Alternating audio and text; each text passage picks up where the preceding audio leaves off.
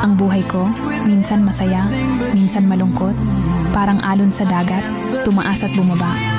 May mga araw na puno ng saya at tawa, may mga araw din na puno ng lungkot at pag-iisa. Pero kahit ganon, natututo akong tanggapin at yakapin ang lahat ng bahagi ng buhay. Dahil sa bawat pagsubok ay may mga pagkakataon ng pag-asa. Sa bawat hamon, natutunan kong magpatuloy at magtiwala sa aking kakayahan.